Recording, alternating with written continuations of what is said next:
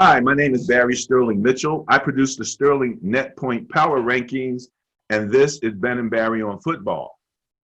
Hello out there. This is Ben Dickerson. I'm your co-host, and I believe in the Sterling Net Point Power Rankings. I love them. I love comparing my picks to them, and that's exactly what we're getting ready to do real soon here. So stay tuned. Stay tuned, and also please click subscribe and click the notification bell so that you'll be notified as soon as we put up a video. Mr. Dickerson, we are almost completing the first quarter of this season. We used to call this the second preseason. This is the first preseason, I guess, in terms of that, because, in the old, before the pandemic, you'd have a preseason where your starters hardly played at all. Now your starters are just getting to play for the first time. Everybody's in the same boat with this situation. So it's not like some starters, got to sit and others didn't. Everybody's out there now playing. And it's been pretty much a fun time so far. Some really good games, some interesting matchups, and some interesting accommodations. I'm going to throw these two words out before you go into the next step, which is going to be where we take a look back and review last week's games. Let me throw these two words out, just get a quick response from you. Practice squad. Right. Would you like me to comment on those two words? Sure. Okay, so like you said, we sometimes would call the beginning or the first quarter of the regular season the second preseason, but because we didn't have a preseason because of the pandemic, there's some equalizers out there. Number one, the practice squad has become more necessary than it would be if we in fact had a preseason. And the other equalizer is some players, especially important players to their teams, big name starters, some of them have been felled by soft tissue injuries and are now still just beginning to play, or maybe they got in a game or two and now here we are week 4 and we've been waiting for them to get back on the practice field and make sure that they're okay to come out and play games. So things happen for a reason, but yes, the importance of the practice squad has really reared its not so ugly head. Well, I think what really brought it, though, it's kind of like they were kind of ready because they did make it so that you could have more people on the practice squad because they kind of were looking forward to this. They know about soft tissue injuries and they know how these things can happen when you don't have regular OTAs, you don't have regular preseason practice, and you don't have preseason games. So they were pretty much prepared for this. What brought it to my attention was the Shaquem Griffith. I think it was a Griffin for the Seahawks, twin brother, the one who was missing a hand. Yes, he was downgraded to the practice squad. And I was glad they hadn't cut him, but I'm like, okay, down to the practice squad. At least he still got a job, blah, blah, blah. Next thing I know, he's on the field making plays. And I'm like, oh, they brought him back up. That's right. And he was out there making plays. Making plays, man. So I love his story. I only wish he wasn't in my divisions with my beloved Niners. But, it is what it is. But, yeah, practice squad, man. We already talked about the propensity toward injury without having those preseason and OTAs and all of that good stuff to really kind of get everybody tuned up for this. So, okay. Last week, we had a slate of games. Mr. Dickerson's going to do a quick run through and kind of let us know what happened and who did what. So, Mr. Dickerson, I turn this over to you. Okay, here we go. Week 3. And I'm also going to mention the bias pick and my pick. Okay, and maybe you can do the math for me at the end. I think I was around 63% correct. But here goes. You beat the, we'll talk about it, but you beat the bias. Okay, all I know I had at least 9 or 10 right, but here we go. All right, first game we're going to talk about is the Dolphins at the Jaguars. That one was a loss for me. The bias picked the Jaguars. I also picked the Jaguars. The Dolphins beat them 31-13. Fitzmagic defeated Minshew Magic. Okay, that's the story of that one. Nice tidy 160 yards on 18 of 20 passing for Fitzpatrick. He also rumbled, bumbled, and stumbled for 38 yards. He threw 2 touchdown passes. But he had some help. Rookie running back Myles Gaskins, who has completely outplayed veteran players Jordan Howard and Matt Breida for the running back position, had 22 carries for 66 yards. So he's pretty much put them guys on the bench. I mean, they might get a carry here or there. Jordan Howard might get a touchdown here or there if they're in close for, to score in the red zone. But other than that, Gaskins is pretty much taking care of that. Next game, the Bears at the Falcons. The bias had the Bears. I picked the Falcons. And let me say this now, and I'll probably repeat it. Home field advantage means absolutely nothing during the pandemic, okay? If the games are close and I'm looking at them and I'm trying to decide, sometimes home field advantage will kind of sway me one way or the other. It means absolutely nothing. Forget about it. If you're out there playing DraftKings, you're out there betting your buddy, you're looking at fantasy, forget about home field advantage. Use some other parameters to make your choices, okay? That was a loss for me, a win for the bias. The Bears won the game 30-26. Now, Matty Ice, 19 of 38, 238 yards. He threw 1 touchdown pass. And holding a 26-10 lead with 7 minutes remaining in the game, he failed to complete a pass in the fourth quarter until the 150 mark. Okay, people are talking about firing the head coach of the Falcons. It's not all on him. He doesn't throw passes. He doesn't catch passes. He doesn't break up passes. He doesn't sack quarterbacks, okay? This one's on the players, all right? This one's on the players. Meanwhile, the Bears ran off 20 unanswered points with Nick Foles taking over the helm from Trubisky, who just Trubisky'd it up, and he just had to be benched. He may come back. He may not. I am of the opinion that Foles has taken over that job until he goes down with an injury, which he usually does. Foles has never played an entire season in his life. So, we'll see how that works out. All right, moving on. We got the Rams at the Bills. This one lined up to be a really good game. 2 really good offenses and 2 pretty good defenses. And it proved to be right. I'm glad I won this one because this was a big game for me. I got the win. I picked the Bills. The bias had the Rams. The game was 35-32. Jared Goff, 23 of 32. Josh Allen, 24 of 33. Follow this now. Jared Goff, 321 yards. Josh Allen, 311 yards. Jared Goff, 1 interception. Josh Allen, 1 interception. Jared Goff, 1 rushing touchdown. Josh Allen, 1 rushing touchdown. Here's the rub. Jared Goff, 2 touchdown passes. Josh Allen, 4 touchdown passes. There you have it. Okay? Any questions? No? Okay, fine. Let's move on.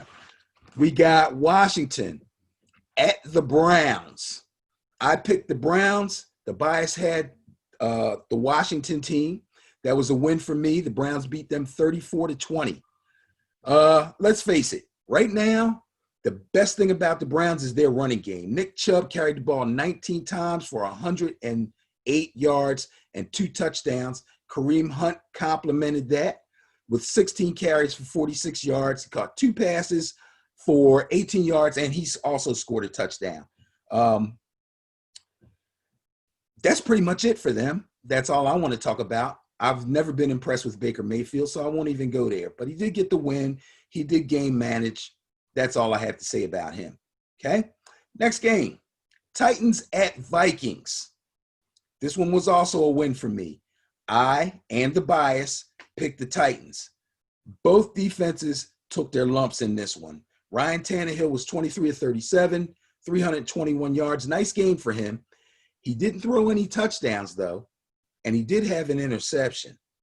This was his first 300-plus yard game this season and his first game without throwing a touchdown pass. So this is a little bump in the road for Tannehill, who started off having a really good season. I think he'll rebound. Derrick Henry, 26 soul-crushing carries for 119 yards and 2 touchdowns. And here comes Dalvin Cook for the Vikings, who ran inside, outside, over, under, and anything else he wanted to do against the Titans defense 22 times for a career-high 181 yards, and he also had a touchdown. This was pretty much all on the ground, except for your favorite whipping boy, Kirk Cousins. After an embarrassing 11 completion, 113-yard, 3-interception day last week. Go Kirk! Ben loves you. Cousins tried to redeem himself. He went 16 for 27, 251 yards, and he threw 3 touchdown passes. Nice comeback for my man. Nice comeback. Unfortunately, his team was undone by 2 more interceptions, so he can still stay your whipping boy. All right. Now, the Raiders went to the Patriots. This was a win for me. I had the Patriots. The bias had the Raiders. And don't get it wrong. The Raiders have been playing well.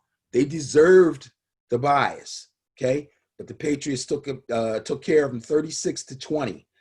Derek Carr has been playing really well out of the gate.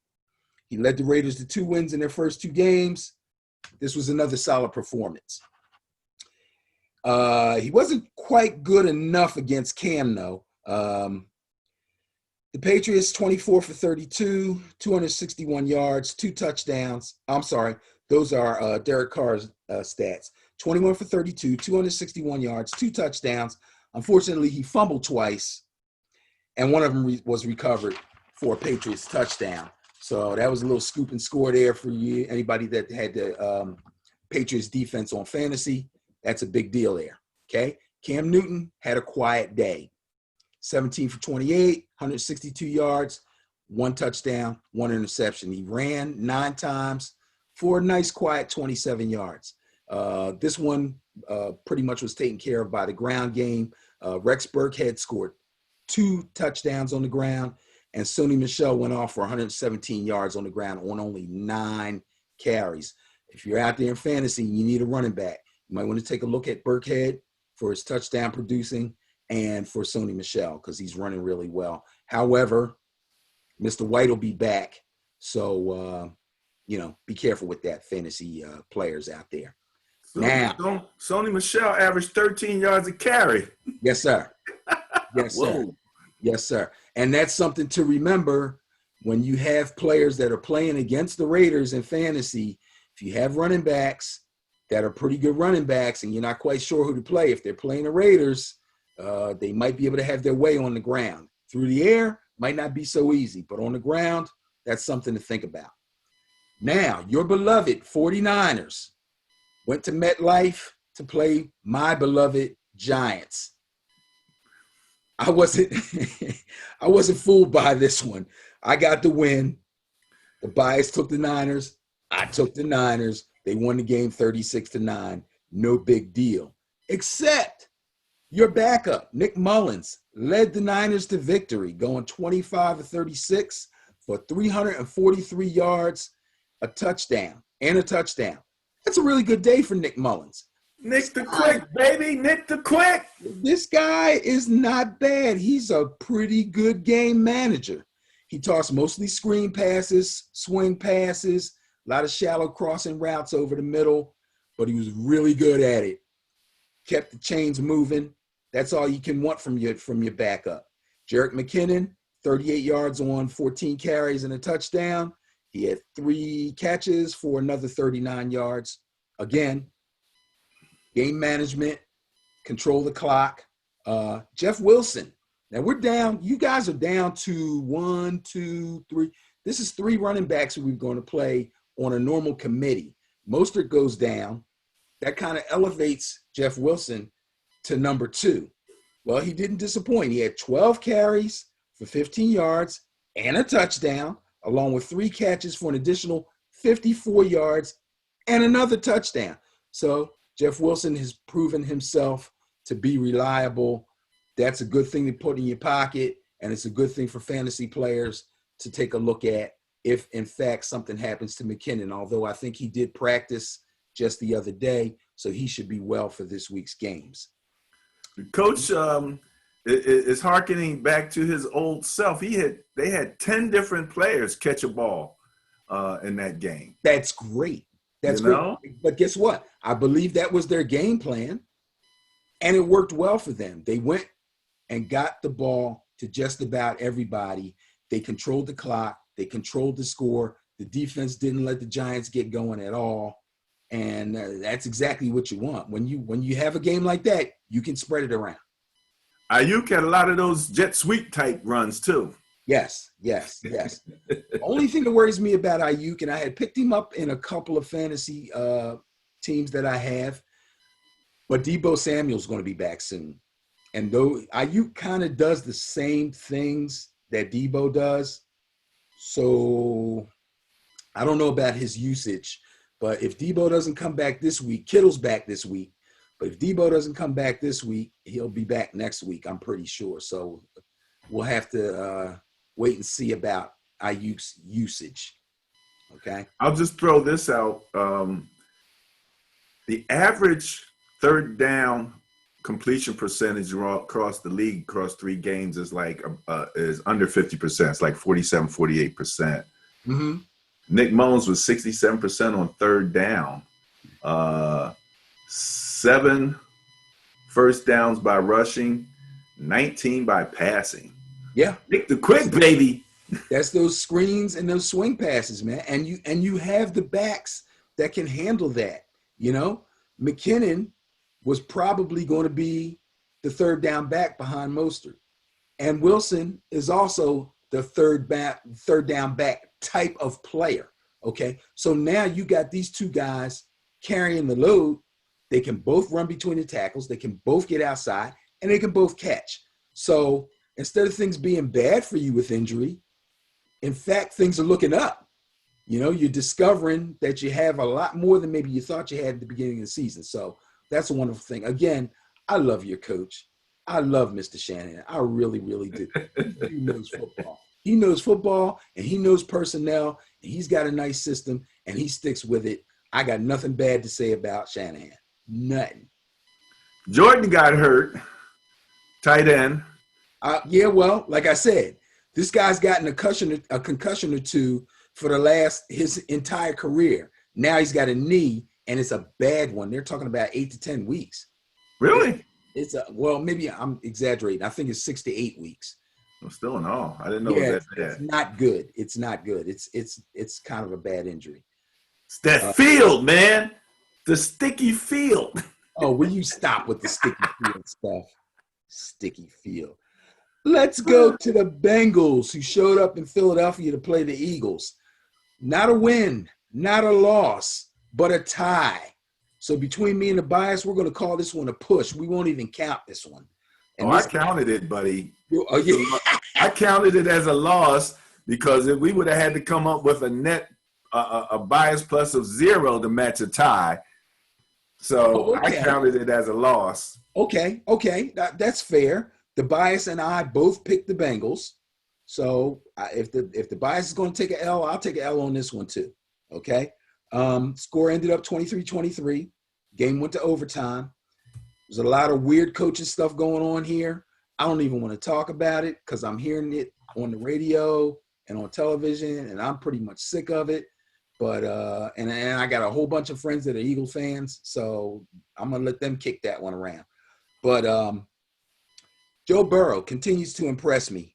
Under heavy pressure from the Eagles front line. He went 31 for 44, 312 yards, and he threw 2 touchdown passes. I like that. Remember, this guy's a rookie. Yes, he was the number 1 overall pick, but he's still a rookie on a team that was not good at all last year, okay? He's shown leadership, and he's shown the ability to be a worthwhile NFL quarterback. I think that's great. Carson Wentz, on the other hand, struggled in the passing department, going 29 of 47. 29 of 47, 225 yards. He threw for 1 touchdown. He threw another 2 interceptions. That's 2 interceptions in each of the first 3 games. Running mostly for his life, he did gain 65 yards on the ground, and he did get a rushing touchdown. But again, most of those runs were out of necessity, not drawn up runs. I think a couple of them were. I think that people have been complaining about the lack of RPOs. But I think they are still running them. It's just it doesn't look the same as when Nick Foles runs them. So I guess people are getting confused. But yeah, Wentz, I believe, is trying way too hard. This is just my suggestion to Eagles fans. He's trying way too hard, and the more he presses, the worse he gets. I believe that he believes in his receivers. I do. But I believe that he's trying too hard to complete passes in small windows and make really tough throws when he has easier throws. Now Goddard's hurt, so now he's got to throw the ball to Ertz. Alshon may or may not be coming back. D-Jax, who I never liked and has yet to play a full season, is languishing, supposedly healthy, on the bench and barely gets any run at all. And he's a one-trick pony anyway. Their receiving core is a mess right now. I don't know what else to say about the Eagles. I really don't. And actually, I don't want to say anything else about the Eagles. So not necessarily specifically about the Eagles, but you mentioned RPOs. Yes. Listen as we move along in the season, because I'm hearing a lot of the commentators not distinguish between an RPO and an actual run option. Okay. They're calling run options RPOs. Yes. you know what I mean? And because they don't know. They're different. So just wanted to mention that. Keep an eye on that. I'm hearing that a lot lately. Yes, I will keep an eye on that and an ear out for it. Let's see. Texans went to the Steel City to play the Pittsburgh Steelers. We got a win here. Bias and me both got the win. We both took the Steelers. They won the game 28-21. Did I say Texans at the Steelers? I But think that's so. what it was. It Yeah. is the Texans, yes. Texans is struggling right now, man. I think I said last week, I feel bad for Deshaun. Fuller did better for him this week. But, yeah, Deshaun's, he's got problems. Anyway, Big Ben, 23 of 36, 239 yards, and 2 touchdown passes. Big Ben's having a nice little season coming back from that elbow surgery, so that's good. Also, James Conner, back from a knee injury, punished the Texans defense. He rushed 18 times for 109 yards and a touchdown, as well as taking 4 receptions for 40 yards. That's a real nice day for James Conner, who is serving me very well on some of my fantasy teams. I love James Conner. Okay, the Jets go to Indianapolis to play the Colts. Another big win for me. Me and the bias, we both took the Colts. 36-7, they punished the Jets. Phillip Rivers, one of your whipping boys, had a nice, easy day. He only had to throw the ball 21 times. He completed 17 of them for 217 yards and 1 touchdown. And then he had an easy day. I don't even think he played in the fourth quarter, to tell you the truth. I think they brought No interceptions. Excuse me? No interceptions. No interceptions. Yes. So does that kind of take him off the whipping boy list, or we're going to? No, they were playing the Jets. Because Cousins did throw interceptions, so he's still won. Oh, and Rivers Cousins is my original. He's always going to be your favorite. He's always going to be my favorite. My favorite financial guy, for real. I love his financial acumen and my favorite whipping boy, because at some particular point, he looks up and is like, well, he better be a good financial guy. The guy's got like 27 kids. So is he another one of those prolific father yeah, guys? I didn't know I that. think he's got like somewhere between 9 and 11 children, I think. And he ain't looking like he's going to stop anytime soon. So That's why he has that van. Sheesh. Anyway, rookie running back, Jonathan Taylor. Oh, and I forgot to mention last week, so I'll mention it right now. Product of Wisconsin. I know you like that. Wisconsin product, Jonathan Taylor. 13 rushes, 59 yards, and a touchdown. Backed up by Nyheim Hines. Rushed 7 times for 21 yards, caught 4 passes for an additional 50 yards, and he also had a touchdown. The story of the day, however, we don't talk about defense a whole lot here. The story of the day, poor Jets. The Colts defense, 3 interceptions, 2 of them were pick sixes, 2 sacks, and they got a safety. Okay? They put 14 points on the board. The defense. Okay? Gotta love it. Gotta love it. Moving on to the Panthers at the Chargers. The bias took a L, and so did I, because we both picked the Chargers. This one surprised me. After watching the Chargers the last couple of weeks, I really thought they would have a little bit too much defense for a real conservative team like the Panthers, especially since McCaffrey is out. But Teddy Bridgewater went 22 of 28, 235 yards. He threw a touchdown pass. And Mike Davis, who's taken over for McCaffrey, caught 8 of Bridgewater's 22 completions, 8 of them, okay, for 45 yards and a touchdown, along with 13 carries for 46 yards. So Mr. Game Manager, Teddy Bridgewater, got a lot of help from Mike Davis, and the conservative Panthers were able to beat the Chargers. Now, I neglected to write the score of that game down. It wasn't a high-scoring game, if I remember correctly. Do you have that one there? The final score was 21-16. Yeah, it was a tight one, but the Panthers were able to control the clock on short passes by Bridgewater and some nice time-consuming runs by Mr. Davis. So good game for the Panthers. Big win for Matt Rule. I think that's Matt Rule's first NFL win as a head coach. The Lions. I'm sorry? Oh, I thought you said. I just said, okay, that's good. Oh, yeah, that's good. The Lions went to Arizona to play the Cardinals. The bias took an L, and I took an L because we picked the doggone Cardinals, and I really, really believed in this one. Again, another shocker. The Lions come away with a 26-23 win. Matt Stafford went 22 of 31, 270 yards, 2 touchdown passes. Kenny Golladay, just returning from a knee injury, caught 6 balls for 57 yards and a touchdown.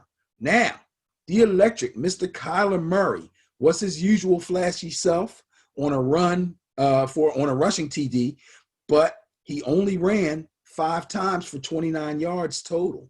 He was 23 of 35 through the air for 270 yards, and he did throw 2 touchdown passes, but he also threw 3 costly INTs. Bad day for Mr. Murray. I don't care what you do through the air. If you throw 3 picks, you're going to be hard-pressed to win the game. That's what happened there. That's the story of that game. Tom Brady and the Buccaneers go to Denver to see the Broncos. The Broncos have injuries like you would not believe. This was a pretty easy one. It was a win for the bias and for myself. The Buccaneers won 28-10. Tom Terrific did his usual thing, completing 25 of 38 passes for 297 yards, almost broke 300 yards. 3 touchdowns, all in the red zone. Very nice. 2 of them went to Mike Evans. 1 went to Chris Godwin. Good job by the Buccaneers. The Dallas Cowboys went to Seattle to see the Seahawks. Big win for me and the bias. We both took the Seahawks. And this one, I didn't get fooled by the home field thing. I know Dak is playing pretty impressively right now, and I know the Dallas offense is a handful, but ain't nobody messing with Russell and that Seahawks offense right now. So this one was a little scary, but it was a pretty easy pick for me. They won 38-31. Great game. They went out, got a lead. Dak tried to bring them back. Well, let's start with Russell. Russell put another star next to his name as far as the leading candidate for NFL MVP. He was 27 of 40, 315 yards, 5 touchdown passes. 5 touchdown passes. That's 14 total touchdowns in 3 games. This guy is beyond on fire. All right. If you And have should have had. you say he should have, yeah, but he should have had 15. Unfortunately, DK Metcalf, who ran a great route, showed off his speed, nice over-the-shoulder catch, beautiful hands, and then had a brain cramp and got the ball knocked away for a touchback. I didn't want to bring that up because he later caught the game-winning score. So he caught 4 balls total, 110 yards, had the game-winning score late in the game, which I loved. And Tyler Lockett, who's having a great season, especially compared to last season, caught 9 balls. Anytime a receiver approaches 10 catches, it's either a lot of garbage time stuff or he's out there dominating those DBs. And he was out there dominating DBs. Had 9 catches for 100 yards, and he scored 3 touchdowns. 3 of the 5 touchdowns went to Tyler Lockett. There's no way you're going to get Tyler Lockett in fantasy right now this late in the season. And it's funny to hear me say late in the season, it's only game 4. Tyler Lockett is on fire right now. A lot of people kind of skipped over him and went to DK Metcalf in their fantasy drafts and maybe were able to get him later. If you did, you got a gem, hang on to him. Now, I have to say something about Dak Prescott, and then we'll move on to the next game. Dak Prescott had another dazzling performance, but he came up short. He went 37-59, 472 yards. He threw the ball 57 times, 472 yards, 3 touchdowns, but he gave up 2 interceptions. Again, I don't care how many. You can throw for 500 yards. Those picks are going to hurt you, especially when you're trying to come from behind. The picks are going to hurt you. Tough one for Dak. Another tough one for Dak. The Packers went down to New Orleans, to the Superdome, to play the New Orleans Saints, who were hurting after a loss last week. I expected the Saints to bounce back in this one, even though I know Aaron Rodgers is playing well and the Packers are looking good.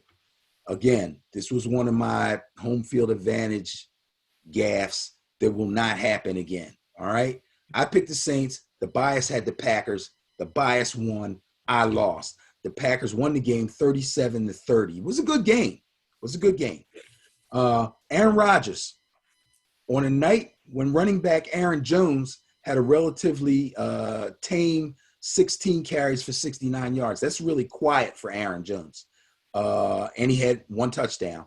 Rodgers spread the ball all around to a whole bunch of people. Alan Lazard had a score, and 3 no-name tight ends that I never heard of also had touchdowns. Aaron Rodgers he can't do anything wrong right now. He just can't do anything wrong. I don't know what else to say.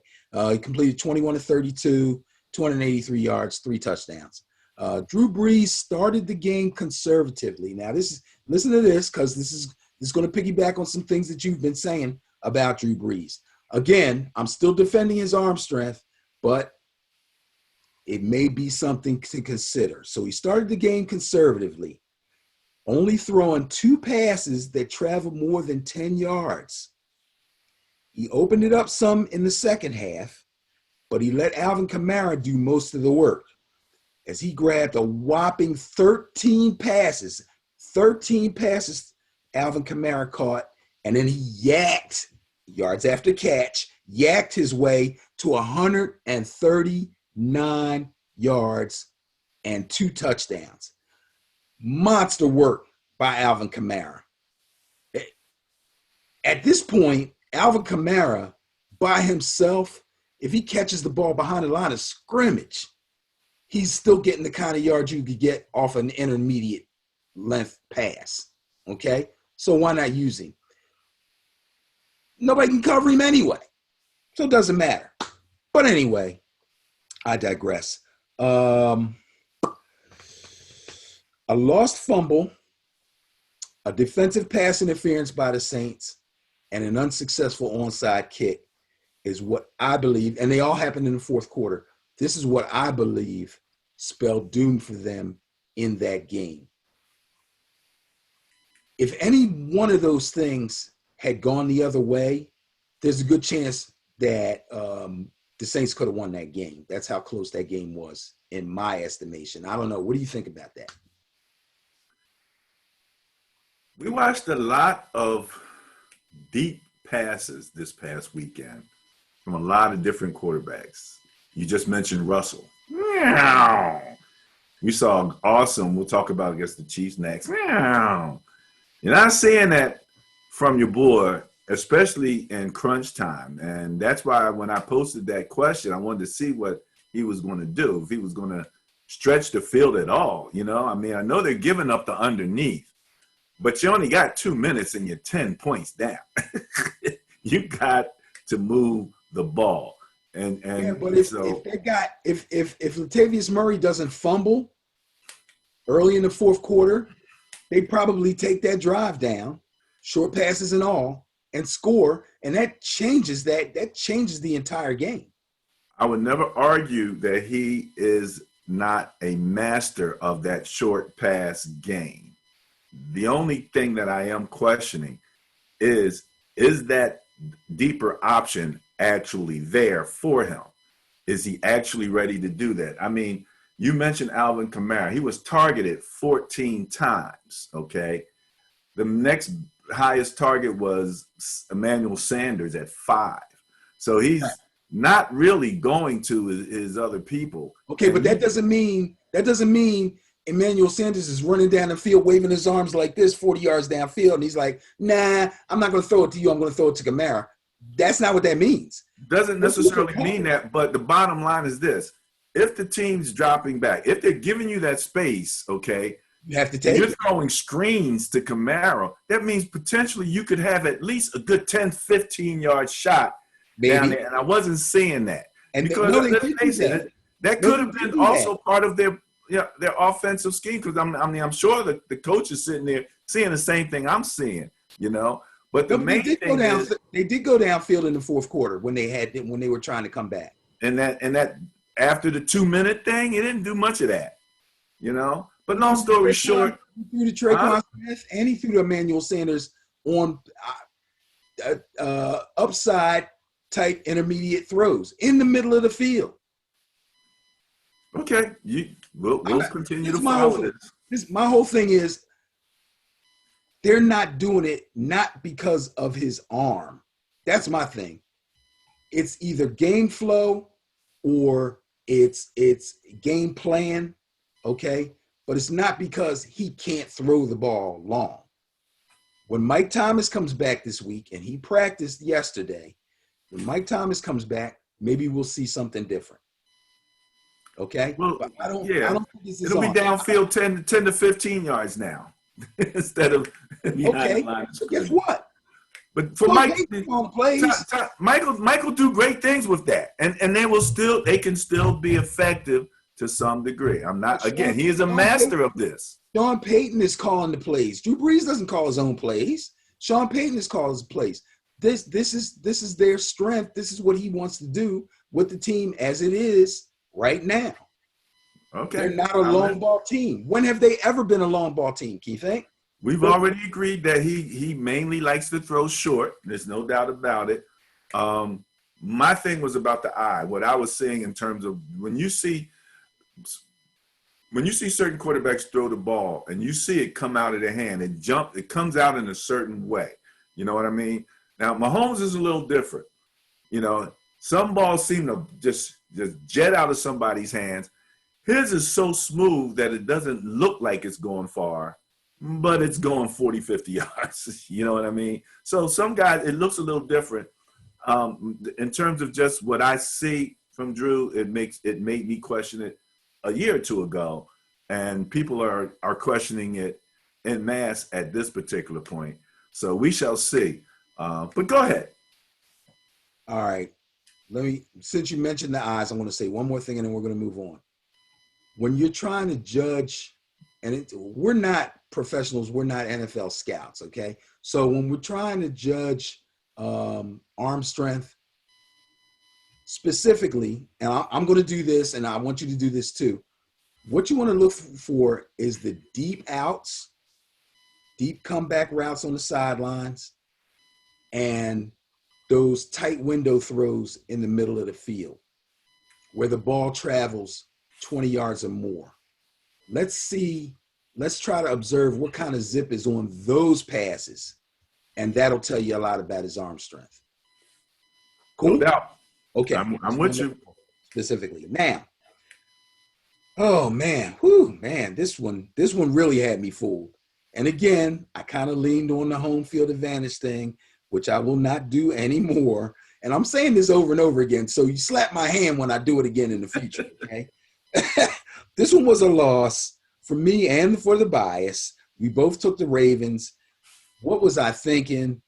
The Kansas City Chiefs went into Baltimore, went down to the harbor, probably had some nice seafood, and then came back and smacked the Ravens around. What especially surprised me was how well the Chiefs defense played. They really, really played well because the Ravens obviously came out with their patented game plan and it did not work.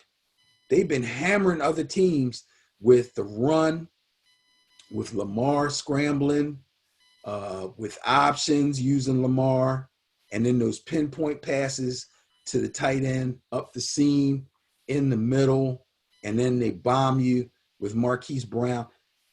Didn't happen. So the Chiefs won 34-20. Patrick Mahomes completely torched the Ravens defense for 385 yards, 4 touchdowns, and he threw the ball 42 times and completed 31 of them. That's one heck of a day, okay? Lamar Jackson, conversely, only completed 15 of 28 passes for a measly 97 yards. That's embarrassing. He should feel really, really bad after that game. Now, he did rush for 83 yards on 9 carries, but the Chiefs defense kept everybody else in check. Ingram, Edwards, J.K. Dobbins, Andrews had a tough time getting open. It was a bad day. I look back a little bit.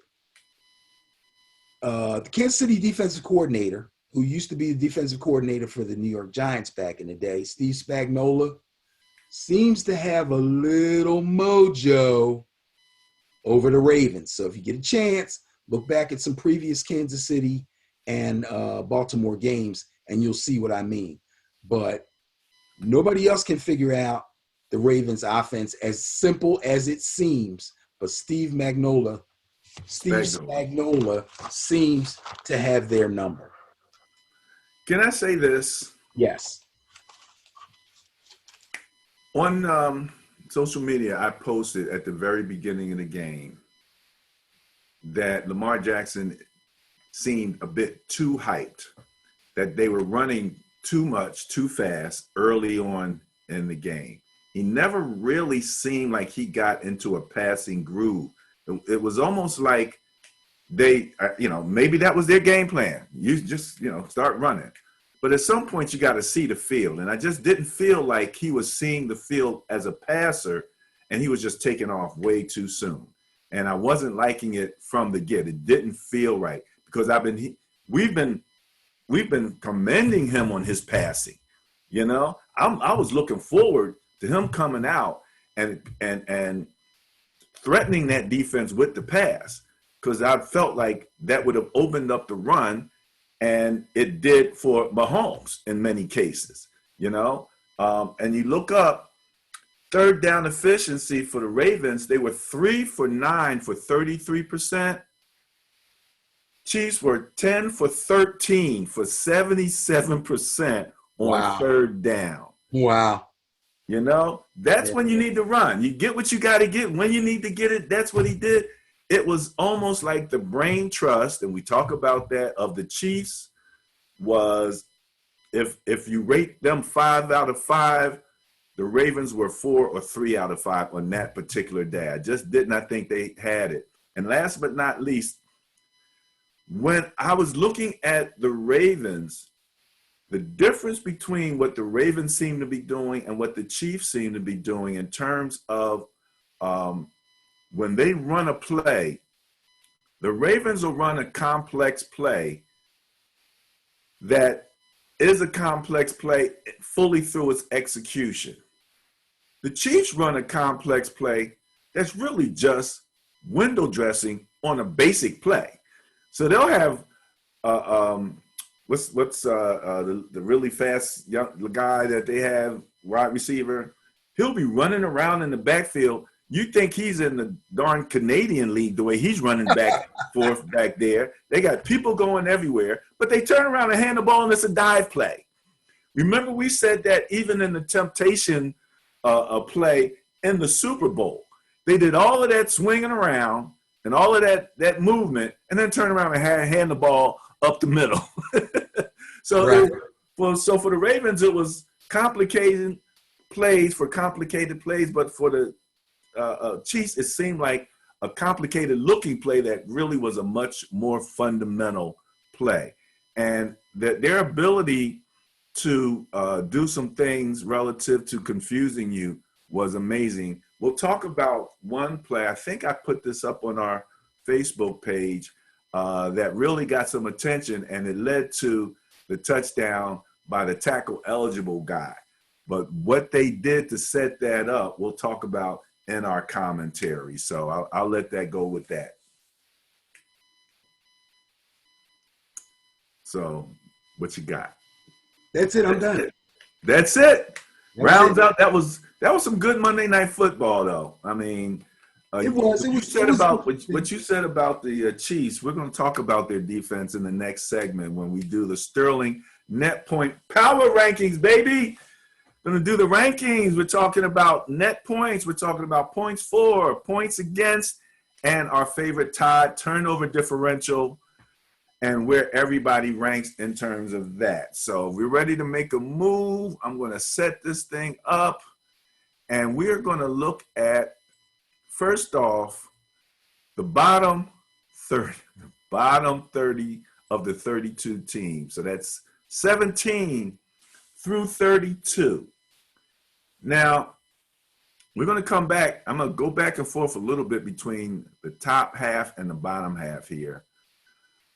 Let's just knock a few of these teams out that obviously we're not going to be doing a whole bunch of talking about unless they do something drastically different. So in your first column, where you see differential, that is your net points. In 32nd place, you have the Jets. In 31st place, you have the Giants. And we could maybe blame it on the sticky field, but we won't. Stop with the sticky field, man. They're both on the same field. Good, bro. They're just not good. Just leave it like that. They're just not good. Look who else is not good. 30th place, you got the Texans at minus 38 points. The Eagles at minus 28 points. My whipping boy, Kirk Cousins and his Vikings at minus 27. Broncos minus 25. We can give them a pass. At the very least, we know they got quarterback issues. Lions, I don't know what the heck. Washington at minus 19. Falcons minus 18. Falcons have no business being this low with that offense that they have, but we're going to talk about that. Jaguars minus 14. Panthers minus 13. Browns minus 13 still. But again, some of the skew coming off of that Ravens beat down. Cowboys minus 9. They keep losing, but they're getting there. At least they're in single digits. Isn't it hilarious to see the Bengals one step above the Cowboys at this particular point? Your boy, Drew Brees, at 18 with minus 6, one step below the Chargers. at -5. So relative to the lower half of net points, there you go. Now, in terms of scoring, let's go from 17 on down. Cardinals put up 77 points. They're a point above the Browns and the Vikings, 2 points above the Bears. Lions are at 70. Dolphins and Jaguars are at 70 points. This is how many points they've scored so far this season. Panthers, Bengals, Washington, 68, 66, and 62 points respectively. Eagles have only put up 59 points.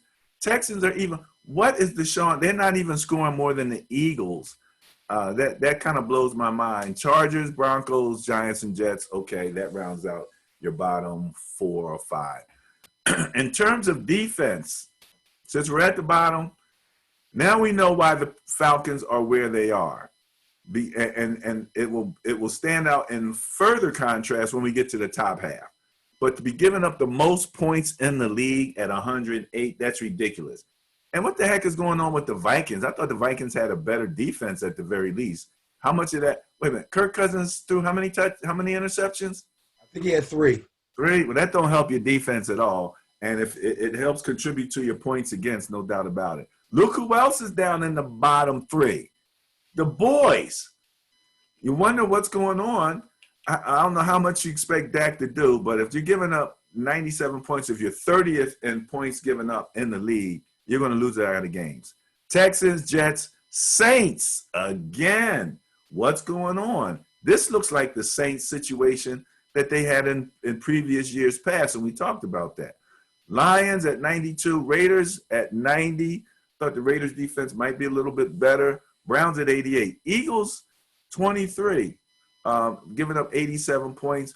1 point below. Look who's there in the bottom half. The Seahawks. Look who's above them. The Packers. Below the Jaguars, much less. Jaguars giving up less points than those two teams. Giving up also less points are Washington and the Giants. So your bottom half in terms of defense is a very interesting group of people. Turnover differential, as you can see, the Eagles with -7 lead the league. Kirk Cousins is right there above them at 5th. The Texans, Giants, and Cowboys both with -4. You've got a group of 3s there, Washington Chargers, Cardinals, and Broncos. Group of 2s, Jaguars, Jets, and Raiders. Bills at -1 and Bengals at 0. So if one thing you got to give Joe Burrow, he's not turning over the ball a lot. You know? That is true. That is true. And by the same token, Carson Wentz and Kirk Cousins are turning it over prolifically. Okay? Prolifically. It's going to be tough. It's going to be tough for those guys to win games if they keep letting the other team get their offense back on the field. Every time. And at number 17, with 1 turnover differential that is positive in their favor, the Buccaneers. Some people really like the Buccaneers defense. So let's take a look here, and I hope I go in the right direction. Yes. To the top 16. Now, remember what we said. Some of these teams, you can see, they're like what's the word? I forget the word. Where, 1 minute they look great, and the next minute you're wondering what the heck's going on. But we'll go down in terms of net points, starting with number 1. My beloved 49ers with a +41 differential in their favor. I didn't expect that. Again, Nick the Quick did the job, and they were able to come out and run some score up on the poor Giants. The Colts in second place. They haven't been up in the top 5 in I don't know how long. The Colts have a good defense. As you can see, if we go across, I'll just say it real quick. Number 1 in points allowed. Colts have a sneaky good defense. Not sneaky anymore, obviously, because they're number 1 in the rankings here. But if you play fantasy and you were smart, you kind of peeped them and got them real quick in the last week or 2. And if you did, they've paid dividends. They're a turnover machine out there. With Buckner, right? From my Niners. Yes. You got two Exactly. Niners who are tearing the league up. Alden Smith for the Cowboys and Buckner. You know what? I heard Alden Smith's name quite a bit this past weekend, and I thought about you. I said, hey, this guy's really paying off, man. Because after being out of football for so long, I was a little leery about how good he would be, but he's playing really well. So kudos to him. Kudos to him. So in six, the Chiefs are actually in fifth place. So most power rankings, Chiefs are number one. When you add in, everybody's just so impressed with everything that they've done. Opinion and conjecture. Opinion and conjecture when we have none of that except for you. Buccaneers at 8 in net points with plus 21. Go ahead, Mr. Brady. I got to give it to you. And ironically, look who they're tied with. Oh, yeah. How about that? Patriots. It's interesting. So the Brady replacement is matching them in terms of differential. The Rams at 18. Bills and Cardinals at 16. Bears at plus 12. Titans at plus 6. Dolphins at plus 5. And the only negative differential is the Raiders at minus 2. So in terms of net points, now this is where the fun starts. The Packers, I actually highlighted the teams who are both in the top half on offense and the bottom half on defense. Wow. Starting with the Packers, number one scoring team in the league, already put up 122 points. Them and the Seahawks are the only ones with 3-digit scoring, with the Seahawks at 111. However, we did talk about the Packers defensively. They're 21st in the league right now. But guess who's 22nd? The Seahawks. So, if these guys get their defense on track, they could be amazing. But they're looking like the old Saints and the old Chiefs and the old teams that used to, who was it? Even Tampa Bay would score 30, 40 points and then give up 30, 40 points. Well, you got to remember, sometimes teams that are really putting up a lot of numbers, I'm not going to say they're like scoring too fast, but because they're putting up a lot of numbers, they kind of put themselves in position for the other team to come back. And they're not dominant defenses. They're good defenses, okay? But they're not dominant defenses. And because they're not dominant defenses, because they score and then they come back and they score and they score and they score, they kind of leave room for the other team to make comebacks, especially if it's a team like the Cowboys who have shown the propensity to do that. So I'm not going to – usually teams like that, you'll see their defense get better as the season goes along. So okay. I'm talking about the Seahawks and the Packers. Okay. We'll see. In terms of scoring, Bills are coming in third with 93 points. The Chiefs and the Ravens, another strange connection there. In terms of scoring, both have 91 points, coming in fourth and fifth. Falcons at 6, putting up 90 points. Rams at 7, 89. Raiders right below them with the Saints and the Cowboys all at 88. Patriots and Niners at 87. Colts 84. Buccaneers 82. Titans and Steelers are rounding out the bottom half of the top half, which is 15th and 16th place. But again, going down this list of top scoring teams, Falcons came in 6th in terms of scoring. The Falcons are 32nd in terms of giving up defensively. 32nd, absolutely last place. The Raiders came in 8th place in scoring. The Raiders are 25th on defense. The Saints, 9th in scoring, 27th. I mean, we're talking bottom in terms of giving up points here. We're not talking middle of the road. The Cowboys came in 10th in scoring. They are 30th. defensively in terms of points against.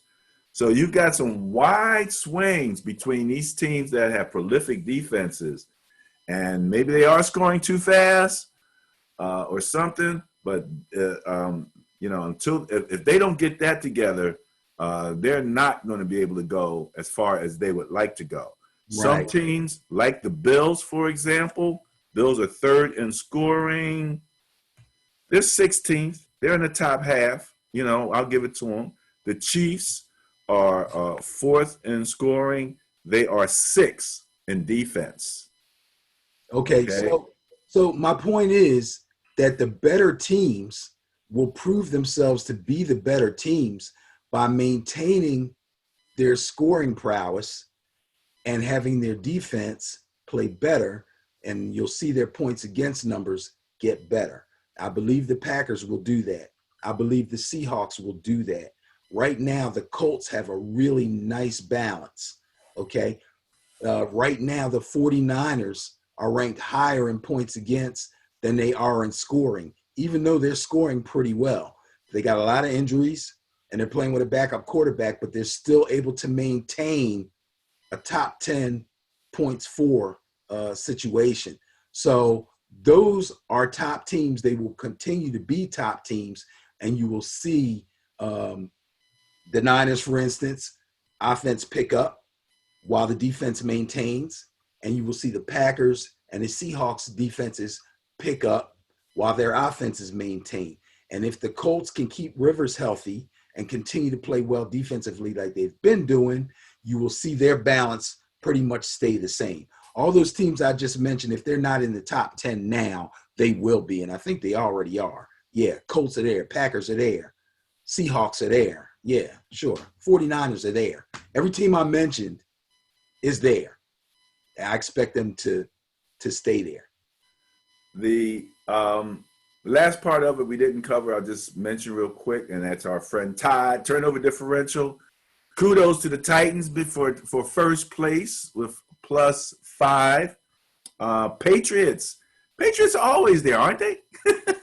Well, the Patriots are there because I think they pay attention to those kind of things. Belichick's that kind of coach. He makes sure the special teams are right, and he coaches up all the little things. So, yeah, they don't turn the ball over. Cam's been pretty careful with the ball, considering he looks like he's kind of back to his old running self. Maybe not quite as much, but he is, running the ball. He doesn't fumble. His arm looks great. His arm looks great. I'm more worried about his foot injury than I am about the shoulder. I think his shoulder is pretty much back 100%. But with all the running and cutting, I'm a little worried about his foot.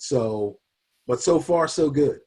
I think that they're going to moderate that as it goes along. I think in the beginning they did what they needed to do, to get them up and running and winning. But I do think that he will become a little more of the Patriot mode, a passer as they move along, and he gets more familiar with the playbook and his players. So 4 and 4, that's your Seahawks and your Ravens. 3 from 5th place down to 8th place. You got +3, Browns, Packers, Colts, Niners. Falcons are +2. That's a good thing for the Falcons, even though they're in last place in terms of giving up points. Your Chiefs are with them. The Saints, the Steelers, and the Panthers all +2. Lions, Rams, and Dolphins all +1. And that pretty much wraps up the Sterling Net Point Power Rankings for this segment. Any last words on that? No, everything looks good. Things are kind of falling into place. It was a little sketchy there early in the season because we didn't have a lot to work with, but teams are beginning to show us who they are, and we'll keep good track of it. I love the bias report. I love the scoring. I love the net point power rankings. They're very accurate as far as I'm concerned. Well, you were 56% last week, including the tie.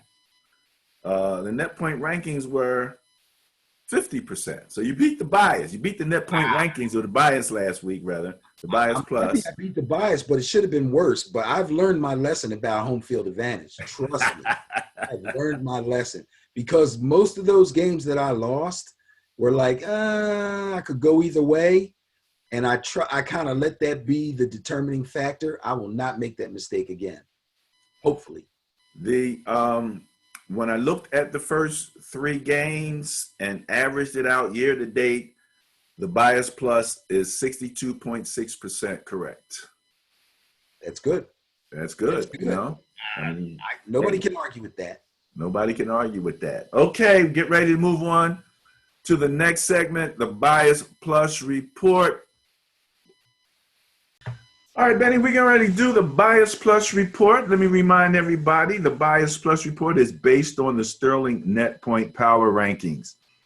What we do is we look at the net points of the teams that are involved. We compare the two, and the difference goes to the team with the greater net points. So for example, if I have a total of 100 net points and you have a total of 25, and we play each other, the difference of 75 net points would favor me.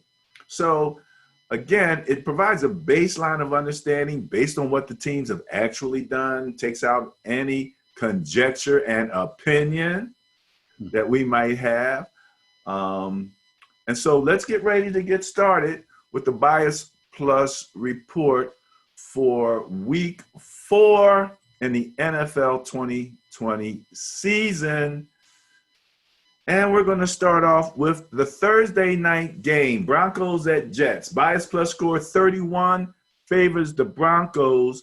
And let me throw this in there real quick, Benny. I might mention it again when we do the rest of the games because, we're going to put this Thursday night piece out real quick so everybody can get it. It is Thursday already. Playing a little game. I went through it and I looked at the Vegas odds maker and who was favored, who wasn't.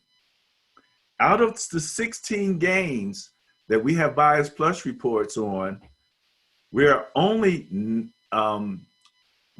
disagree on 2 games out of the 16 with Vegas. Oh, okay. That's a good sign. It's a good sign. So your fun is to guess which 2 games. Oh, I'm not going to get that. I don't know. Come on, man. In the meantime, bias plus score 31 favors the Broncos. What do you have? Well, first of all, this ain't one of those 2 games. Okay.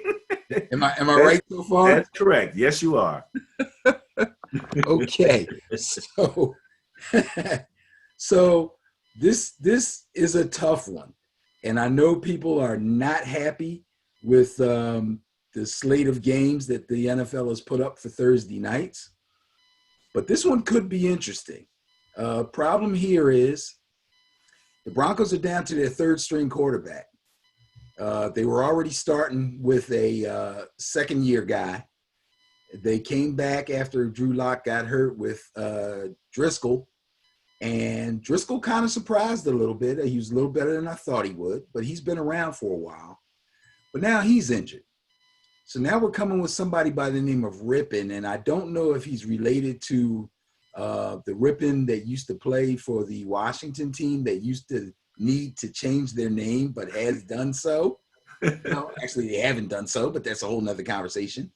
But that being said, I believe that with all the other issues that the Broncos have, this does not look good for them. Now, I realize that they have the bias. And 31 points is nothing to sneeze at.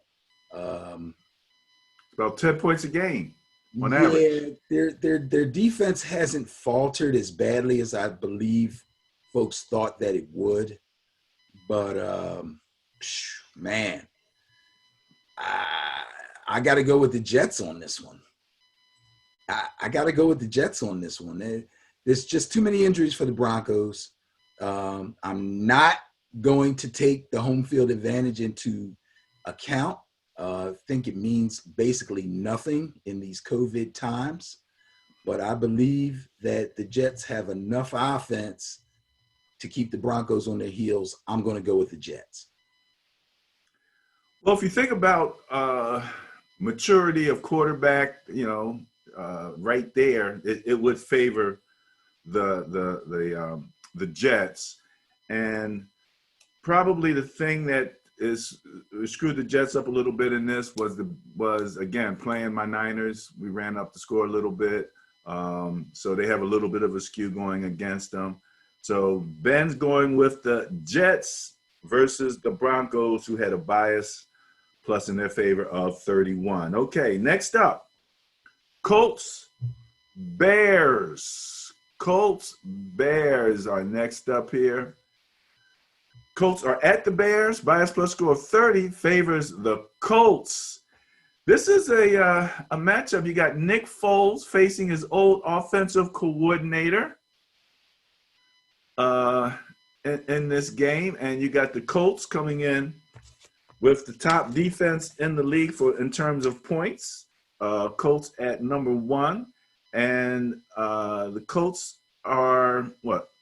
In terms of scoring, 13th in the league. The Bears are 20th. That could all change. The Bears are 9th in terms of points against. But the Colts have +3 in the turnover margin versus 0 for the Bears. So there you go with some of the internals on that calculation. What do you got? I'm not going to waste a lot of time on this. If Trubisky was starting, I'd say Colts right away. I think Nick Foles makes a little bit of a difference for their offense, but I'm still going to say Colts all the way. Going with the Colts. All righty there. Fantastic. Let's see who's up next. Saints at Lions. Bias plus score 17 favors the Saints. I'll give you a quick hint. This also was not one of the games that Vegas disagreed with us.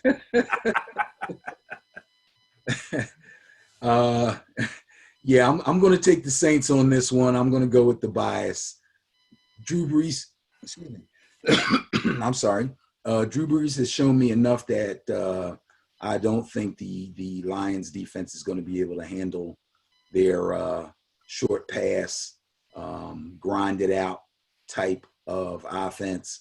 I believe Kamara should have a field day, and hopefully Mike Thomas will be back. And as his Instagram name states, you can't guard Mike, and the Lions definitely will not be able to guard Mike. So, yeah, Saints.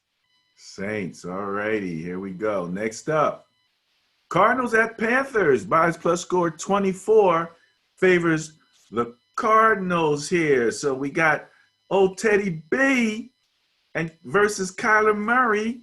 Kyler had a bad day last week. There's still some questions about his ability to see with his height. I think that's going to bear itself out over time, and how much he wants to run. He's very effective when he does run, but the question that came up in my mind is, would he become overly dependent on his legs? And again, kind of like Lamar, not continue to develop that passing game. He's got the arm, he's got everything, that he needs. He just has to feel a little more comfortable back there and get that ball completed safely. So 24 favors the Cardinals over the Saints. Who you got? Well, first of all, Kyler Murray's probably been shorter than his offensive line since. I said Saints, I meant Panthers. Sorry, Cardinals over Panthers. Yeah, he's probably been shorter than most guys on his offensive line since Little League. So I don't care about that. His ability to run obviously is dynamic. Whether he runs too much or not, that is a true question. When he does run, he's electric. He breaks ankles. But they do have to get that a little under control. The Panthers defense is not great, but I believe they're probably at least middle of the road. This could be a tough one. And I'm going to go with the Panthers in this one. Breaking ranks. Wow. Okay. Breaking ranks. Going with the Panthers. So you think Teddy B's going to get it done, eh? I think Teddy B will get it done. I think he will game manage his way to a win. Jaguars at Bengals. Bias plus score 8.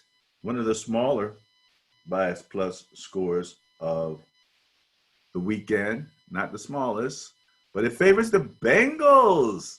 So Minshew Magic. It's funny because we were talking about Wentz versus Joe, and now we got Minshew versus Joe Burrow in terms of quarterbacks who, you know, when you're up against a rookie, who's going to prevail here? Who's going to look better in that game?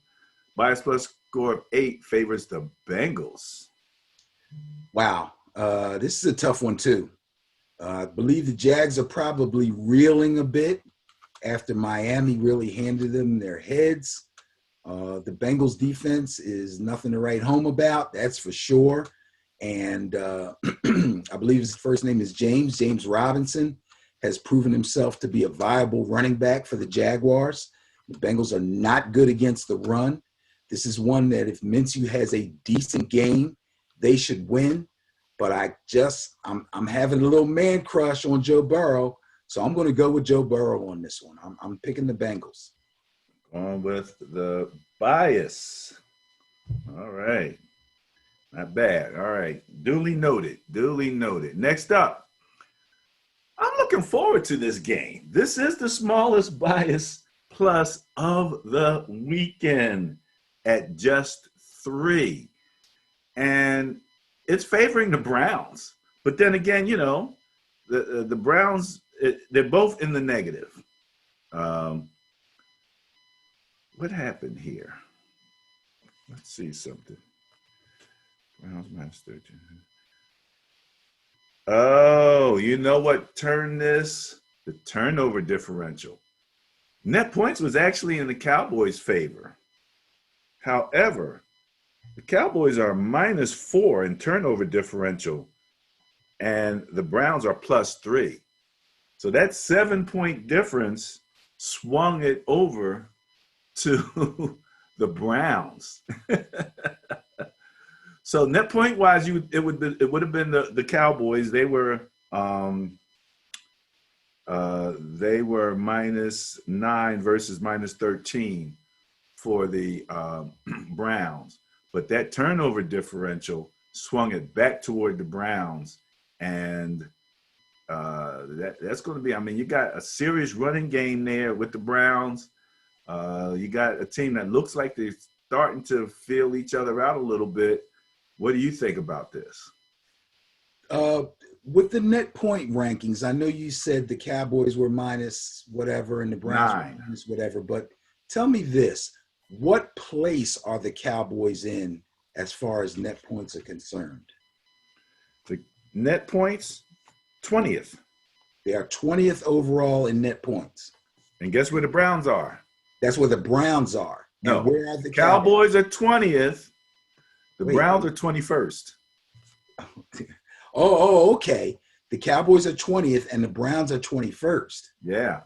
Okay, so that net point advantage is not that big. Hence, we have the Browns as a 3-point favorite. You said the difference was turnover differential, but Dak's been coming from behind quite a bit. I believe that the Cowboys will emphasize getting off to a faster start than they have been doing. I believe they will also use Zeke a little more than they did last week, which I really think I realized they were in comeback mode and they really got away from the run. So I'm going to go with the Cowboys. If by chance they jump out to a lead, the Browns' really dynamic running game, if they stick with it, could keep them in the game and make this a really a slugfest. But if the Browns get out to a lead and the Cowboys come back, I don't believe in Baker Mayfield being able to go comeback mode the way that Dak can. Therefore, I'm going to take the Cowboys. All right. There you go. Going with those Cowboys. Next up, Vikings at Texans. Bias plus score of 10. Another small bias plus score favoring the Vikings. Now this looks like a battle of the stinky teams here. You got the Vikings coming in ranked 28th in net points. The Texans coming in ranked 30th. The Texans just a little more stinky in terms of defense. They're both in the bottom, with the Texans at 29th rank and the Vikings at 31st rank. Where the difference favors the Vikings is in offensively, where they rank 19th, putting up 75 points. Texans rank 28th. They've only put up 57 points so far. Vikings are the favored team in this particular situation. Wow. What do you got? Man, I want to take the Texans really bad. I really think that Deshaun is going to be able to do a lot of things against the Vikings defense. Unfortunately, most of those things are going to have to be done by Deshaun himself, because David Johnson has not become the kind of running back that you can really depend on. Whereas the Vikings have a new toy with Justin Jefferson, and Dalvin Cook is having his way with defenses. So I got to go with the Vikings. All right, so you're sticking with the bias in this case. All right, fantastic.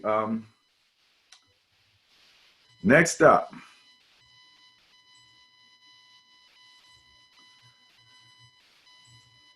Seahawks at Dog. Oh, I know what it was I wanted to mention. Let's go back. 2, 1, 2. This was the first of the games that Vegas disagreed. Really? Yeah. Well, they're enamored with Dak, no doubt. Well, there you go. So Vegas agrees with you. The next game that Vegas disagreed was this one. Really? Yeah. Really? Yeah. Yeah. Hey, look, what can I tell you? Those are only two. Everything else we were in full agreement with. So Vegas is looking for the Texans. Yeah, if I'm thinking the Texans' run defense has not been bad, but because they haven't been able to generate a lot of points, teams are able to go to the air on them. And now I'm going to stick with my pick. Bias plus score 23 favors the Seahawks, and the Seahawks at Dolphins. Yeah, we don't have to talk real long about this one. I believe the Dolphins are going to kind of, stay in this game. I think Fitzpatrick is going to do well. I think he'll have really good numbers, but there's no way they beat the Seahawks. There's just no way. Don't say it. Don't say it. Got to go Seahawks all the way. Here you go. Chargers at Buccaneers. So Herbert, he's the new quarterback for the Chargers, right? That is correct. This will be his second or third start? Third. Maybe third, because the first one he didn't know about.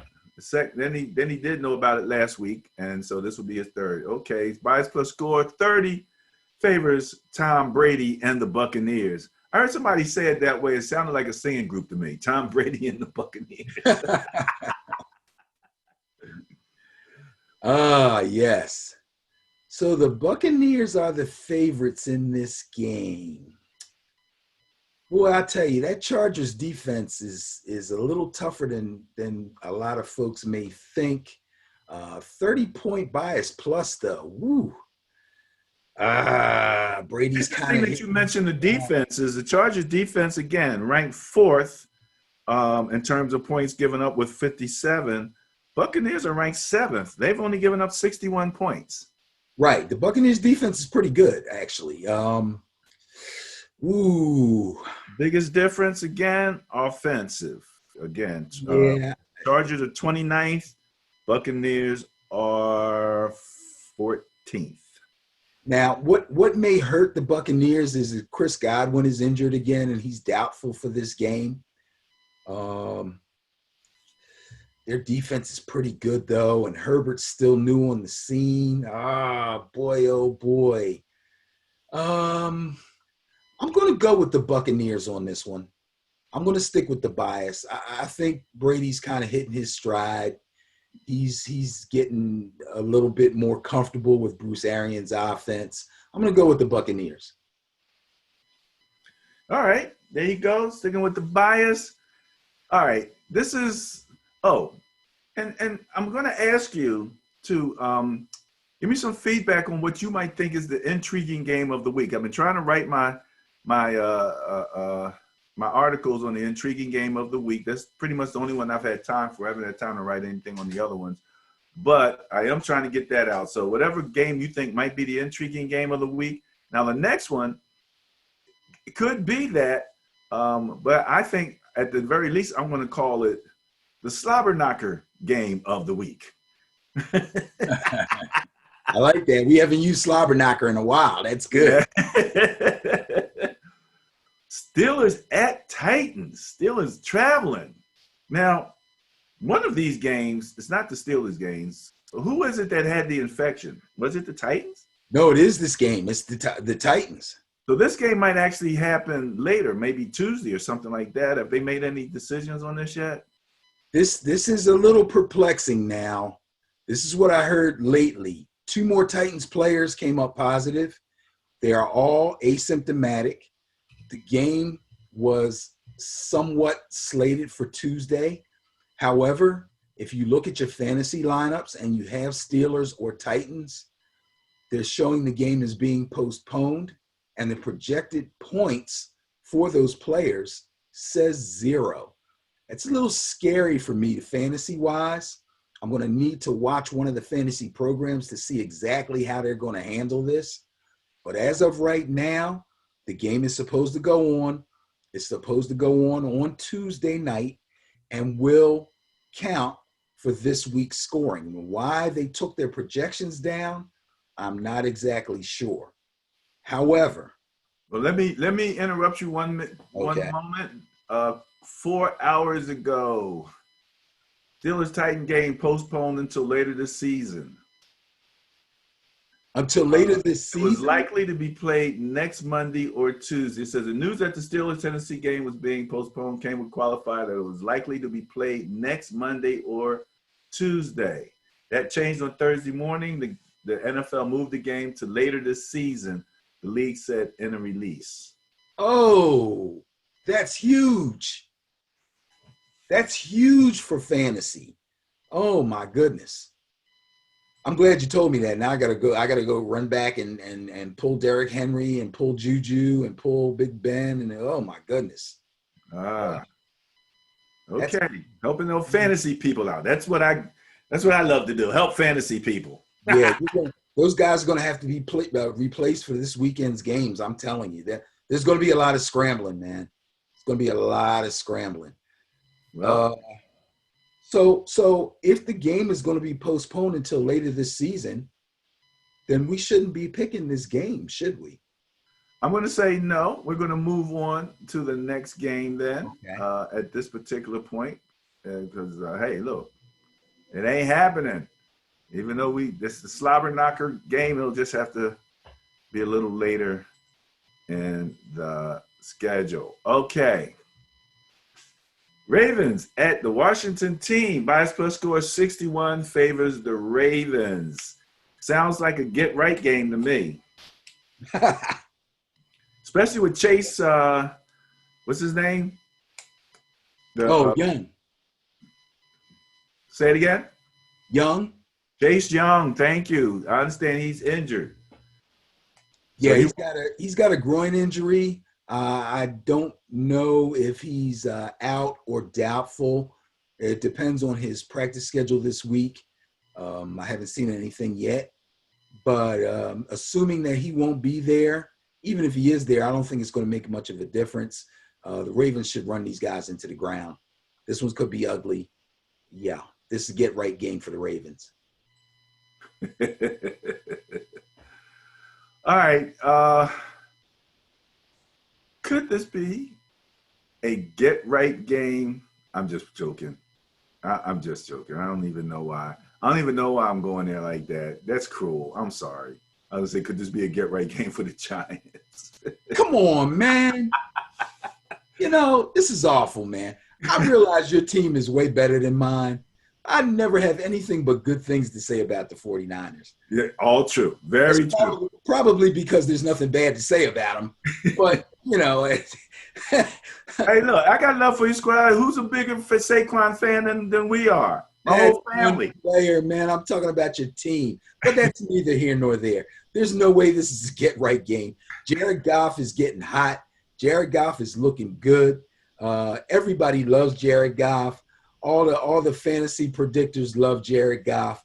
I'm going with Jared Goff on this one. I can't get caught up in my team not playing well. I just can't do it. That would be foolish. I got to go with the Rams. There's no doubt. I'm sorry. I feel bad, but you know, it is what it is. All right. So let's see here. Just to go through this, we're skipping the Steelers game. You picked the Ravens. Okay, that makes sense. And now you're picking the Rams. All right. That all makes sense to me. I got no problem with any of that as it goes right here. All right. This is going to be a fun game. Patriots at Chiefs. Now, he just had a running quarterback who got pretty much stifled. You now have another quarterback who's not as much of a runner, but he is a runner, a slightly different kind, a more powerful guy, a little more experienced, and he's with the brain trust of the Patriots.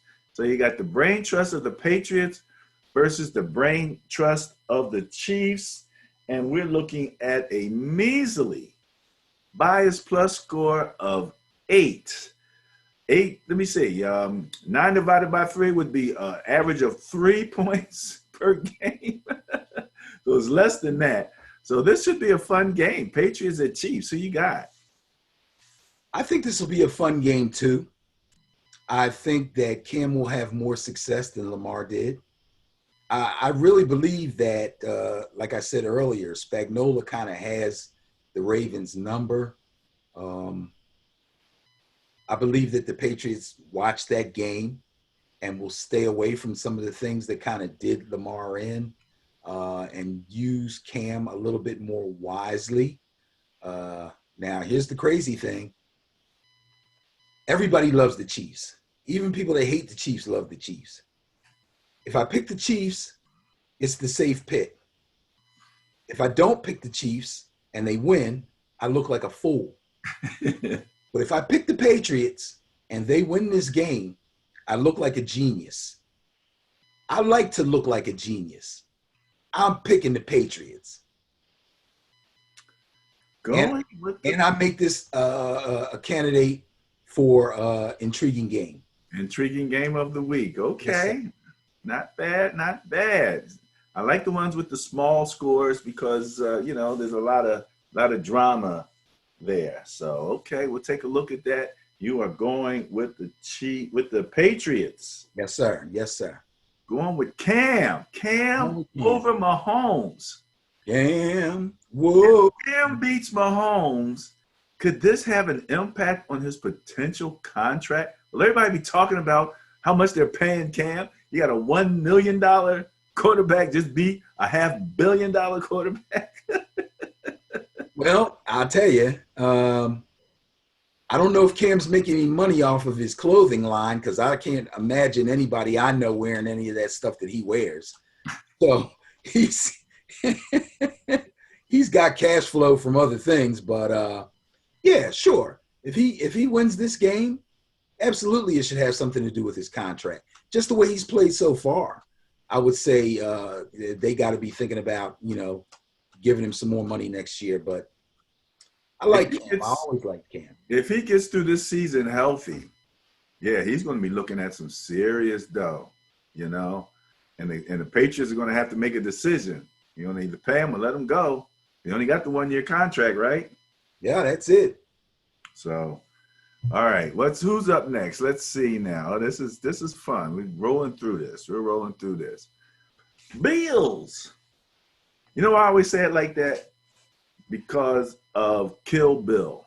You remember when what's the lead character name? She goes down to South America looking for Bill, and she comes upon his mentor, and he's sitting there in the covered shack with all of his prostitutes that he has, and Right. like, she's talking. He's like, Bill, looking for you.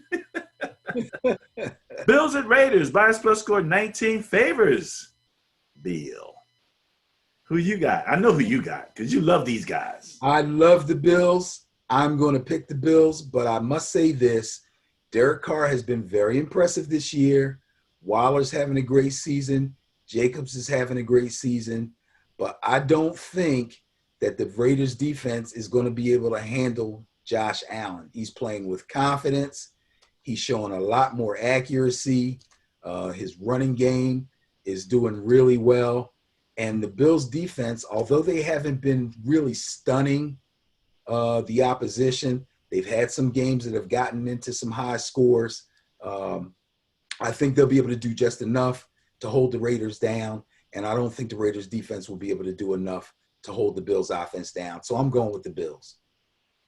Bills have the fourth most yards per game so far this season. So that would make sense to me. All righty, next up. All right, what are these guys going to do, man? Tell me. With the largest Bias Plus score of the week at 79, favoring my beloved 49ers. If the Eagles would win by one, they'd have the Bias Buster score of the week. Probably. That'd be not going to happen. I don't think it's going to happen either. But what do you have? I have the 49ers. I have the 49ers highly ranked defense getting at least 2 interceptions, which seems to be the pace that Carson Wentz is on. 2 interceptions per game. If they keep him on his heels in the pocket and they force him to run, I don't want to wish any injury on anybody, but I can see a fumble or two. This one could get ugly. 49ers all the way. I'm telling you right now, man, the Eagles' schedule is brutal. It has been and it will be for the next couple of weeks. They could be a game 6 or 7 without a win. This is really, really a bad thing for Philadelphia fans. It really is. And I'll tell you, there's no relief in sight. The first relief they have, and I don't know what week it is, but the first relief they may have is when they play the Giants. Well, let's take a quick look here. I have the schedule. So next week, where are those Eagles at? They play the Steelers. Yeah. the week after that, they play the Ravens. No, come on. The week. That's week 6. That was week 6. Yeah. They play the Giants in week 7. There you go. And they're home. There you go. There you go. So they get a little bit of a break there. They play the Cowboys in week 8 at home. Cowboys coming in to Philadelphia. Week 9. What am I looking at for the Eagles? I'm sure they have to get a bye in here somewhere. I think that must be their bye week. I actually did post the bye weeks for all the different teams on our Ben and Barry on Football Facebook page. Yeah, well, you don't have to go any further. If they don't win a game by the time they see the Giants, they're done. Well, they will get to see the Giants a second time right away in week 10. Doesn't matter. Yeah, I know. You can stick a fork in them. On the 22nd, week 11, they play the Browns. And let's see. Ooh. Now, I don't know. I guess this is week 12. There's 3 Thursday games. That's Thanksgiving. No wonder. Okay. I'm like, why is there 3 on a Thursday there? All right. So, long story short, they got to do some serious. Oh, my goodness. Monday, November 30th, 8:15 p.m. Seahawks travel to Philadelphia to play the Eagles. Stick a fork in them now, bro. Stick a fork in them now. I don't even talk to Eagles fans anymore. I just look at them. Hey, look, let me tell you something. We try to explain to them, you know, you win that Super Bowl, they don't come much easier or too often. Let's put it that way. So if you got one, it'd be a long time before you get to two. You know, much less three, much less five. So, hey, look, it is what it is. All right, what do we got here? Is this the last game? This is a Monday night. The Monday Nighter.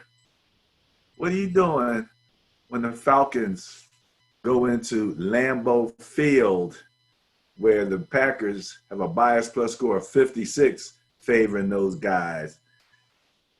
Woo!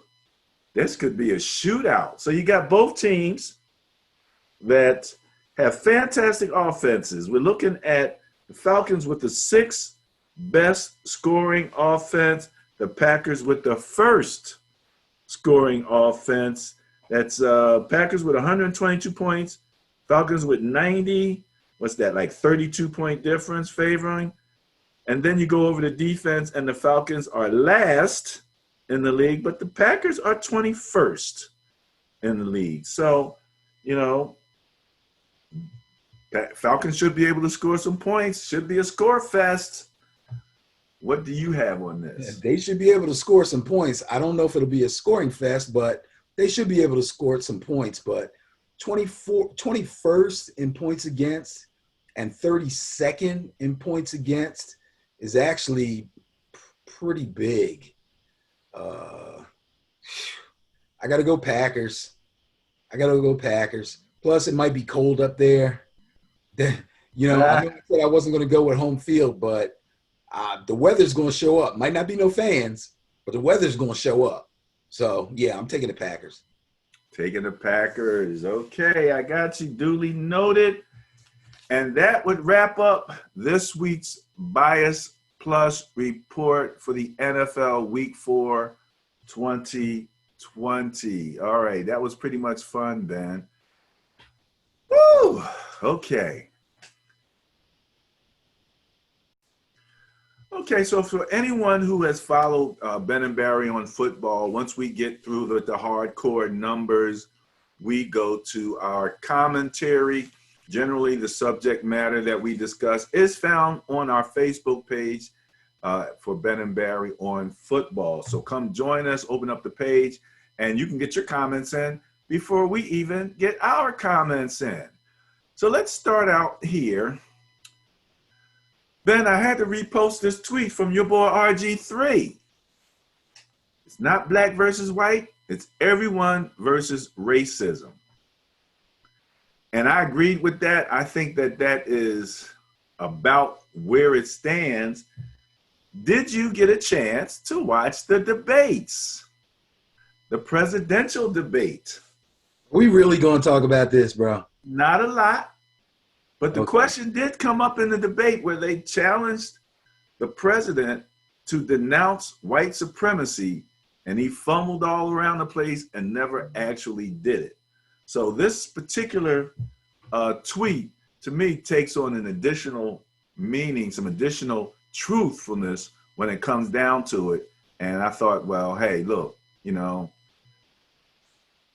man, it's hard to think that that would have been a difficult thing to do. I denounce white supremacy, but it really was. And it's the racism that we're going to have to continue to deal with. I did do a look into the Players Coalition, and they are very active, and they seem to be a little more active. I don't know yet if they're providing the overall leadership to the league that I would wish they had. But they're definitely active, and they're definitely out there in the community, and they're doing a lot of good things. So I'm going to leave that at that for right now. Bear with me a second while we move on to the next thing here. Yeah. It hit the news, and as a Niner fan, I'm like, holy mackerel, what the heck is going on? But as it turned out, Joe Montana and his wife had to stop a kidnapper. And they say home intruder, but it was a woman. It wasn't a man. So it wasn't like Joe was fighting some grown man. But somebody literally came into their house to try to and try to take their grandchild. I don't know if it's still up in the air as to whether or not this particular woman has some kind of mental issues. I believe she made some kind of a statement along the lines of she was worried about the family's well-being or something along those lines. I kind of get the idea, and I guess we'll hear something about this later, but I kind of get the idea that this woman was not well. But I'm just glad that they were able to catch her, get the child back, and evidently it was without too much of an issue. I mean, he didn't have to beat the woman down or nothing, but you know, that's crazy, man. That's crazy. One of the things that happens, from what I understand, I saw a video on this. People who live in, you know, more affluent housing, normally they're sort of off from the streets, you know, and everything. They, you know, they're not in real homes, not a lot of people around. They generally have alarm systems. But what happens in many cases is when they're home, they disable the alarm. So, you know, people can actually, a lot of home invasions happen when they're home because the home invaders know that the alarm is off because they're home. So just want to remind people, you know, just because you're in the house, if you have a perimeter surveillance system or something like that, keep it on. If you're, you know, of course, what happens is if you go outside yourself, you set off your own alarm. And that's, you know, part of the challenge with keeping that coordinated, especially when you have kids. If anything like mine, they're in and out the door every 5 minutes. So that could be a bit more of a challenge.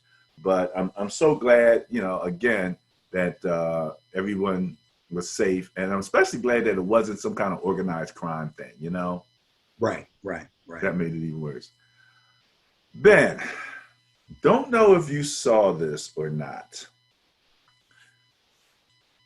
In the Chiefs-Ravens game, and why this guy's name, this is the guy who used to be the quarterback, and he's on all the different shows. Dan Orlovsky. Mr. Orlovsky. Did you see his breakdown of this play? No, I did not. All right, let me explain what's going on here. You remember the tackle touchdown that the Chiefs scored? Yes. So what Dan broke down here is how they set that up all the way back to the huddle. So you see the guy reaching down behind Mahomes 15 right now. See somebody reaching down behind him? Yes. That's actually the tackle, and he's wiping his hands on the towel. Before that, you see how all the linemen are shoulder to shoulder? Yes. He walked into the middle of that group, right? Now you got the Ravens off to the back. They can't really see what's going on. There's an official that's lined up looking into that gap there, right? He goes into the gap, he points to his number and notifies the official that he's eligible. Nobody on the defense can see what's going on. This is Eric Bieniemy and Andy Reid at their brainiac best here. Because half the time, people make the tackle eligible and it's known to everybody. So all of a sudden the defense is making adjustments or whatever. They had no clue. And then what made it even better, when they came out and ran the play, the tackle eligible was on the left side. It was just him, guard, and a tackle. They had like the center all the way out, like 5 people out. I hope I have the numbers right, on the right side. So when this ball snapped, everything looked to be going right. The tackle eligible did his little screenplay type block, boom, boom, and released out in the flat. Nobody was with him. It was absolute genius from the inception of the play to the, well, from the huddle, let's say, from the creativity shown in the huddle to the actual execution of the play. And I just thought Man, this is that at the top they got big man ball in here because them guys don't get to catch many touchdowns. But between the fullback who got one and the tackle who got one, man, you don't know where it's coming from as far as the Chiefs are concerned. Yeah, now we don't have video of that. We just have that shot, right? You know something? I thought I had put the video up, but that looked like a picture just now. Okay, because go ahead. While you're saying, I'm going to take a look and see if it's there. Okay, I know that there is a rule that if the tackle is going to be eligible, that they have to let the officials know, and I believe they do that by pointing to their number or making a motion like this over their number so that the referee can clearly see it, and they have to make sure that he clearly sees it. But I could swear that I have heard officials go on the microphone and say, number 76 reports is eligible.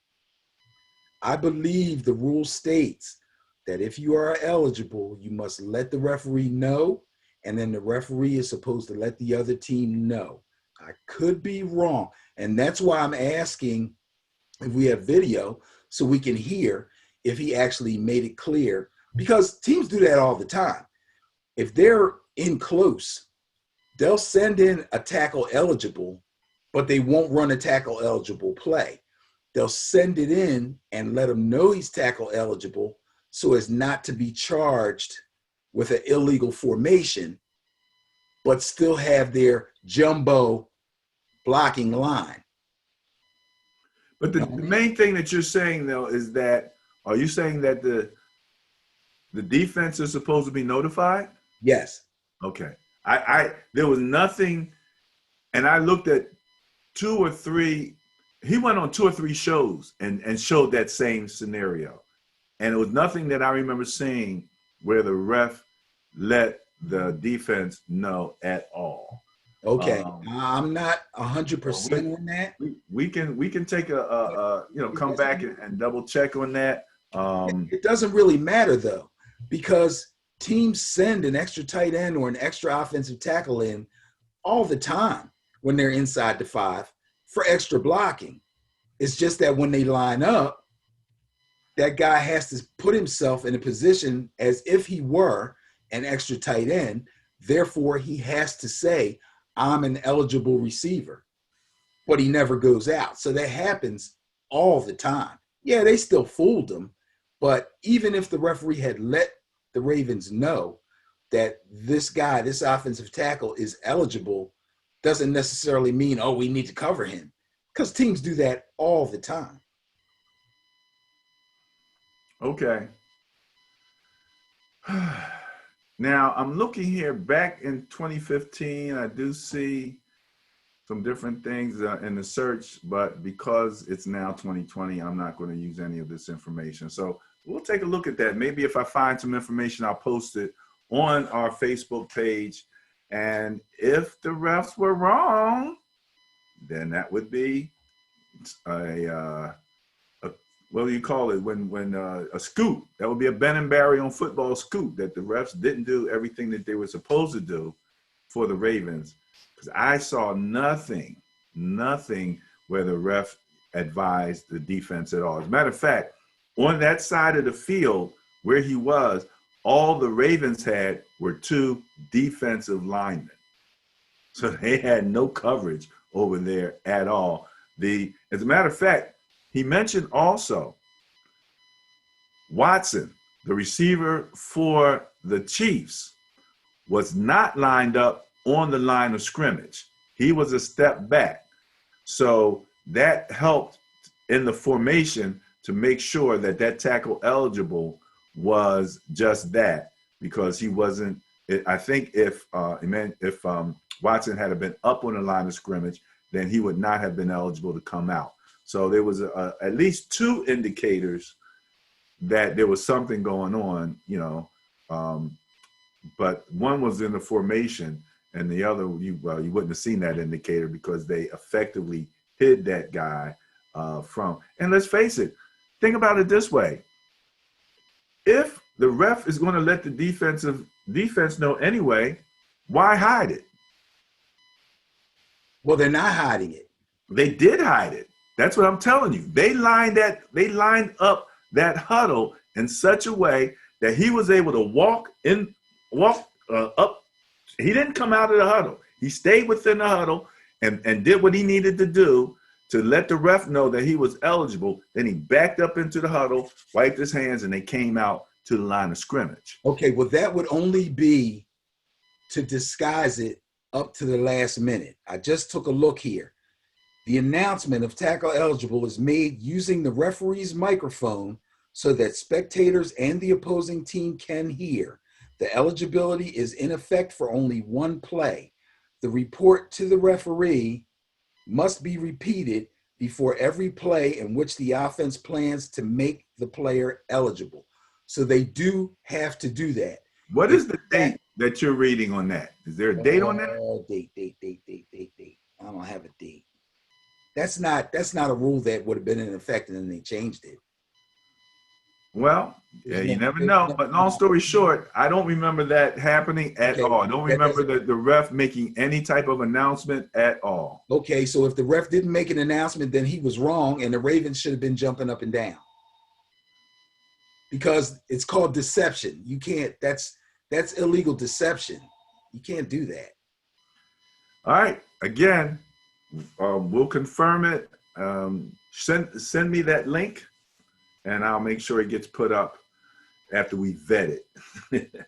All right, that's all I got. What do you got? Oh, I got nothing. Hey, I do have something. Uh-oh.